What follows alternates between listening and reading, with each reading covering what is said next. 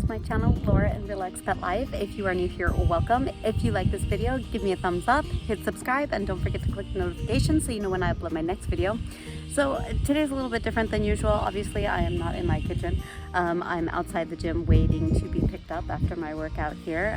Husband and kids should be along shortly, so I don't know how long this video will be, but just something funny happened to me that I thought I would share, and it kind of leads into a little bit more.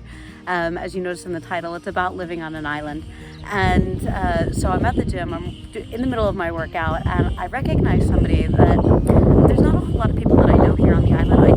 When I moved here, I was pregnant, I was working from home, I didn't speak Spanish, and so I still don't really know a whole lot of people that live on the island.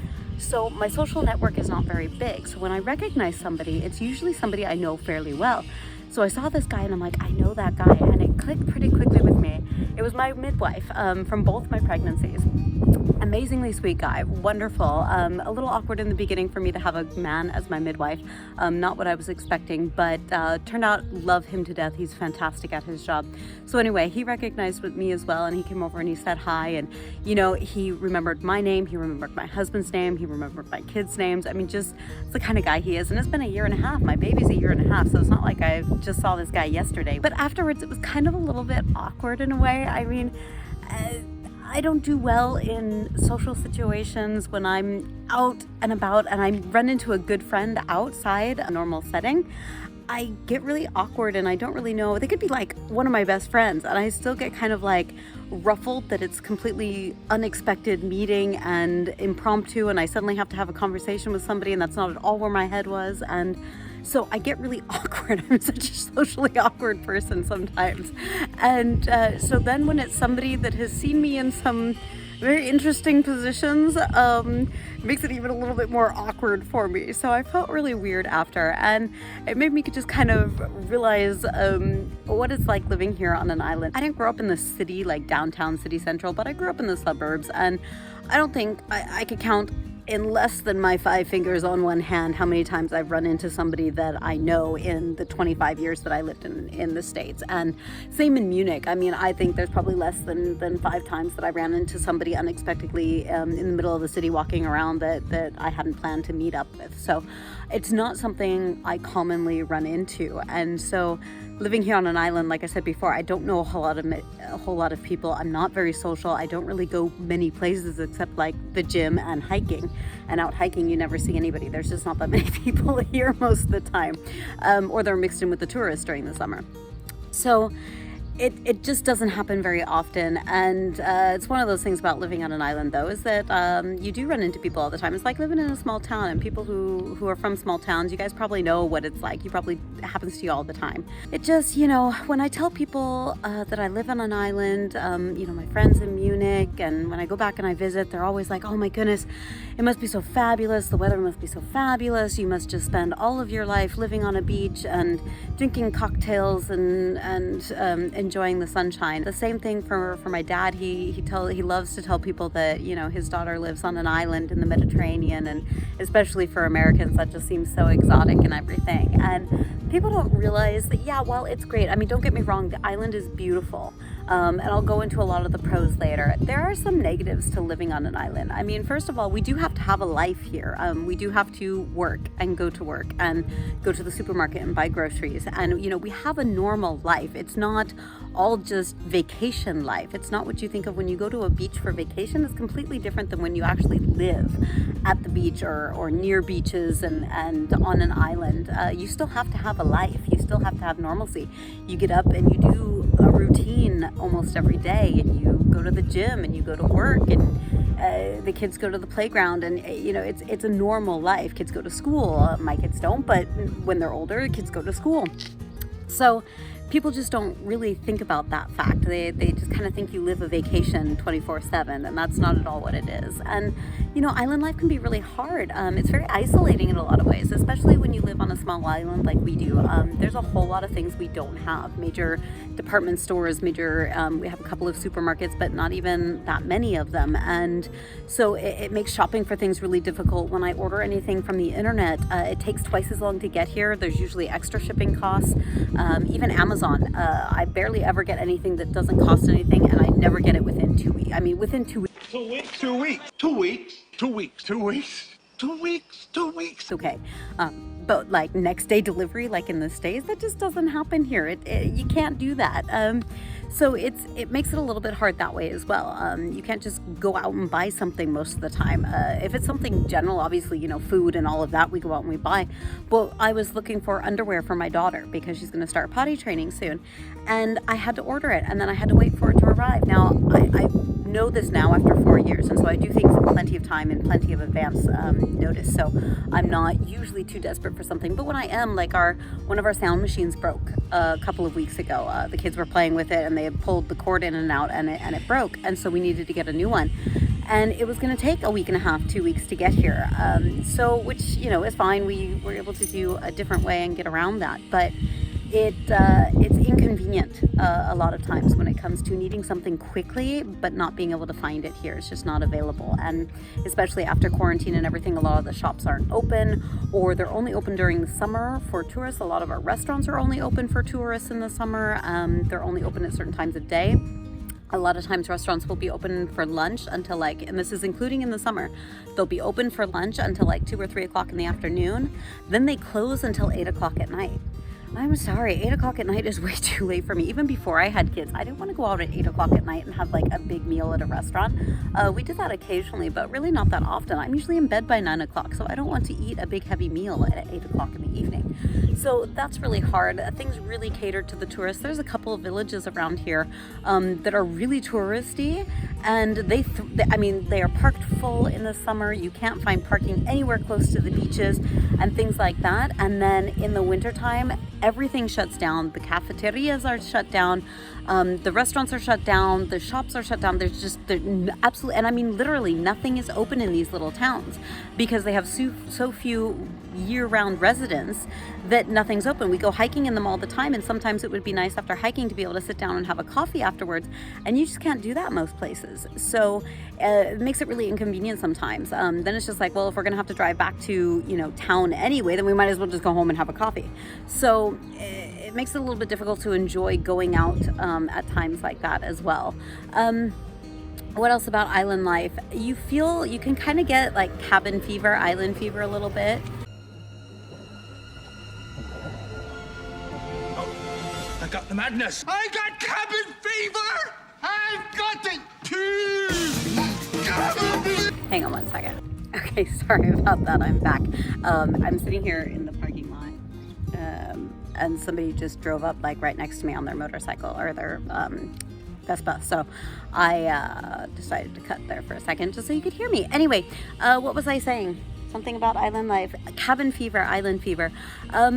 Especially during this quarantine time, but even before that, it gets really isolating to live on an island. You live so far away from family and stuff, and it's one thing maybe if you have your family here, maybe it's not quite so locked into an island feeling, but to have to get onto an airplane and travel 2 or 3 stops to get anyway. I mean, to get to America, the first time we went to America to visit my family in Seattle, we flew from Menorca to Madrid to Dallas to Seattle. And it was 26 hours or something like that we were on the road, and we were traveling with a 7-month-old baby at that time. And let me tell you, that was a long trip. And the problem is there's not much easier ways to do it. The last time we went from Menorca to London, and we stayed overnight in London, and then we were able to fly direct to Seattle, which made, the 9-hour flight from London to Seattle was a little bit better than just traveling and being able to sleep at the hotel. A whole lot better than traveling for that, 24 hours solid. At least we were able to get a good night's sleep at the airport hotel and then fly out the next day. But we had to book it separately. So if one flight got canceled, we would have been completely on the hook for the other flight. So it makes it a little bit more stressful that way. In the future, now that we've got both kids and everything that we're traveling with, we'll definitely travel with insurance to make sure if we have to cancel for some reason, we don't completely lose our money on it.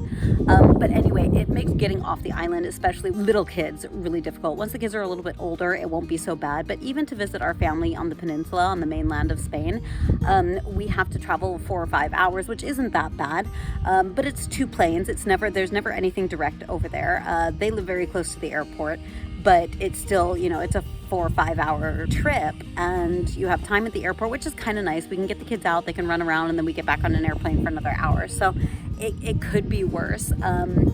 But they don't fly all year round that route, and so sometimes, you know, the flights will be, the travel time will be longer because we have to go to Madrid and then down south, and it just makes it really inconvenient a lot of times. And during quarantine, we really felt isolated.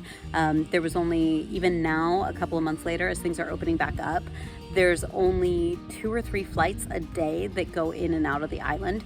So it's not that much. They have to for security reasons, but it's still, you know, there's 1 flight to Palma and 1 flight to Barcelona every day, and then they coming in the same thing.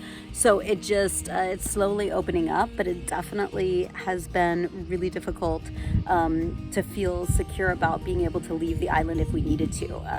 If, you know, a family member got sick or something like that, it would have been really hard to get off the island, especially during quarantine time. But it's also very expensive to live on an island.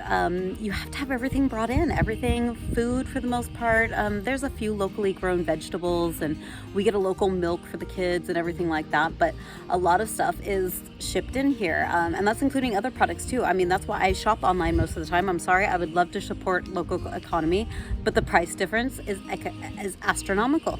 Being able to have things sent in, or because all of the shops and everything have to have things delivered, everything is just, the price is raised so high.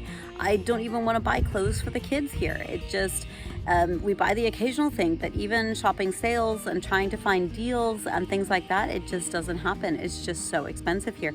Property taxes, property prices here are just, the amount of space we could get in where my husband is from, in the south of Spain, in Almeria. We could get a 3-4 bedroom house with a garden. We could get, you know, just in a nice area, not directly in the center, and everything close to the beach. We could get for the same price that we would get maybe a 2-bedroom flat here. So it's a big difference, you guys. It's so expensive to live here. Rent here is astronomical. They rent mostly to tourists, and finding a place to rent is really difficult. Most places want to just rent to tourists because they can charge such a high price. They charge 100 euros per night, as opposed to being able to, you know, charge a few hundred a month for rent. So it makes it really difficult to find a suitable flat, which, if you've seen my living in Spain versus living in Germany videos, you'll know my feelings and kind of how difficult it is to find a comfortable place to live here. But sorry, it's getting really windy.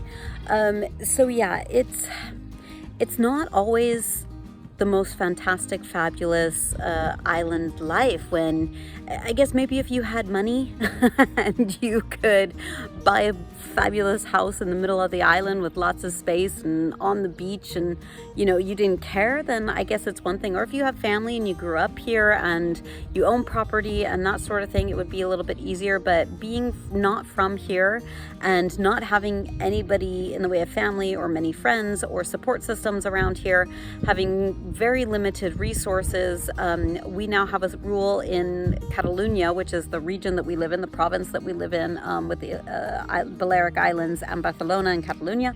It's all, they speak something called Catalan, as opposed to just regular Spanish, which here is called Castellano. So you have Catalan and you have Castellano, and it's really difficult because many of the schools, the public schools, are all taught in Catalan, which is kind of like a language that nobody really speaks outside of Catalonia. So it's really frustrating, because I don't mind that my kids learn another language. I think the more languages they can learn when they're younger, the better. It's all knowledge to me. The problem I have with it is that the majority of their school, again, the public schools is completely taught in it, and then the private schools, they teach like 52% Catalan, and then a little bit of English and a little bit of Spanish classes in there. So they mix it up a little bit, but it's still dominantly Catalan. And I just find that it doesn't make sense, because the kids aren't going to use it any other place besides here, and I don't plan on my kids being here for the rest of their lives. So it's really hard for me to wrap my head around the fact that that's what they're going to have to speak if and when they go to school here. So yeah, so it's not, like I said, it's not this fabulous, wonderful life where you just get to live on an island and go to the beaches and enjoy. However, that said, it can be pretty nice. This island, especially especially in the winter time when it's, you know, between, I would say, the end of September, but definitely October through probably April. This year, I mean, it's June and it's still very quiet because we have no tourists coming in right now. Until April most years, the weather's fabulous. It's usually, you know, 20 to 23, 24 degrees Celsius, which is just a mild. It's sunny, and we really enjoy the hiking. There's not many people out and about, so the roads are pretty empty. The hiking trails are empty. There's nobody on them. The beaches are empty. We can take the dogs to the beaches in the winter time, so it's really great. Even in the summer, when it's tourist busy, it's still not like Munich, center of the town, busy in the summer. So it's still okay, and we don't usually go to a lot of tourist places anyway. The restaurants open up, and it's a really nice life that way. It's very relaxing. It's very quiet and peaceful. Again, the weather, just, you know, being able to hike all year round for me personally is fantastic. We have a few days of rain in the winter time. Come January, February, it gets a little bit wet, but even that, it rains for a couple of days and then it's sunny and dry again, and then it rains for a couple of days, and that's pretty much about it for the year. So we can't complain too much. It is a nice life. We do enjoy it. We don't plan on leaving anytime soon. Who knows what the future holds? A lot depends on education for the kids, whether we can find a house in the future, and what we'll end up doing that way. So thanks for joining me here outside the gym. Don't forget to give us a thumbs up, hit subscribe, and I'll talk to you in the next video. Okay? Ta-ta for now.